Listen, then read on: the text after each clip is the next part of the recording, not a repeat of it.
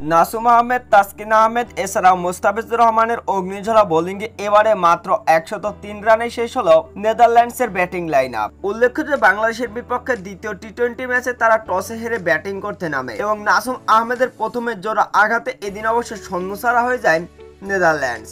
একের পর এক নিয়মিত বিরতিতে উইকেট হারাতে থাকে নেদারল্যান্ডস ক্রিকেট টিমের ব্যাটাররা।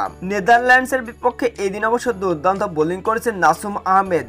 নাসুম আহমেদের করা 4 ওভারের স্প্লেতে অবশ্য মাত্র 21 রান খরচ করে তিনটা মূল্যবান উইকেট শিকার করেছেন। এছাড়াও তাসকিন আহমেদ এবং মুস্তাফিজুর রহমান তারা দুজনে অবশ্য 2টা করে শিকার করেছেন উইকেট। এছাড়াও এদিন একটি করে উইকেট শিকার করেছেন তানজিদ সাকিব এবং মেহেদী হাসান। তবে দুর্দান্ত বোলিং করতে দেখা গিয়েছে এদিন নাসুম আহমেদকে। নাসুম আহমেদের 3 উইকেটের সাহায্যে এদিন অবশ্য মাত্র 103 রানেই গুটিয়ে যায় নেদারল্যান্ডসের শক্তিশালী ব্যাটিং লাইন আপ। তো বন্ধুরা, বাংলাদেশ ক্রিকেট টিম কি পারবে 104 রানের লক্ষ্যে ব্যাটিং করতে নেমে আজকের এই ম্যাচটি জয়লাভ করতে?